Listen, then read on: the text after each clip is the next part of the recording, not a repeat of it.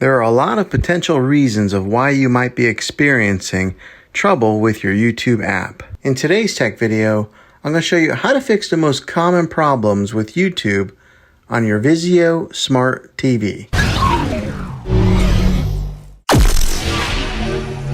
Let's see if we can fix your problems and get YouTube back up and running as quickly as possible. The first one is the easiest one to try, and that's to unplug your TV from the wall outlet and wait 60 seconds.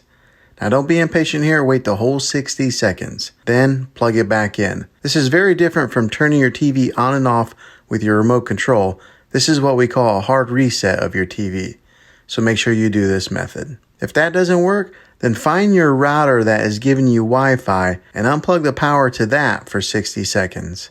Then plug it back in. If that fixes it, great. If not, let's move on to the next method. Try deleting the YouTube app off of your TV. Go to wherever the apps are located on your system and remove the app altogether. Then reinstall the YouTube app again. After you reinstall it, you might have to log back in with all of your credentials, but hopefully this will work. If that doesn't work, I recommend buying an affordable Roku stick, Amazon Fire Stick, or Apple TV 4K and plug that into your TV and use that as your main streaming player. You'll be able to access YouTube that way. I'll put links in the description down below of where you can get one. Well, hopefully this video was helpful for you. If it was, go ahead and throw a thumbs up on it.